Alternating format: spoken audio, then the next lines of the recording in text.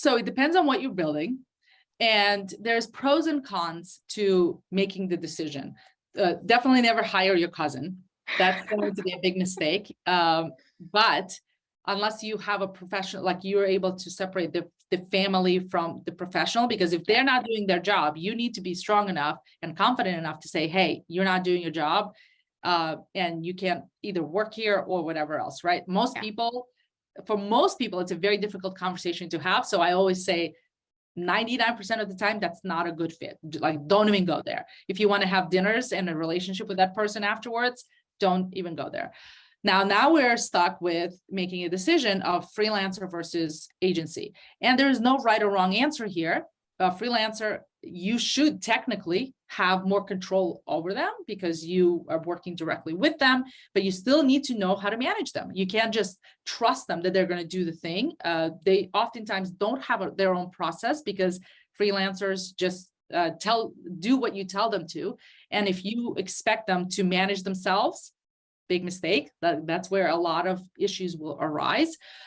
So you have to do a lot more management on the freelance side. But if you are hiring an agency, they already have kind of the infrastructure. But even if you hire an agency, I always recommend that you still work directly with the developers that work with you, right? So there's no that separation of us versus them. I call that developer as a service arrangement, because otherwise you're too far away from the process. Then it's just so many things can go awry. Right. All of the horror stories that we hear about working with an agency, it's as a result of you kind of just trusting that the agency process is going to work.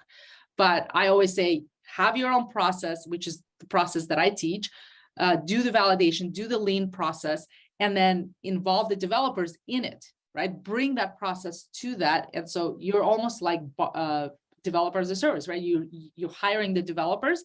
Yes, the agency will have their own project manager, product manager, and all of that stuff, but you're managing the developers and having a vetted developer that actually has a place to go to work. Now it gives you a little bit more of comfort, maybe, because the one downside to working with a freelancer is the freelancer, it's a one person, right? If they have something personal come up, all of a sudden they disappear.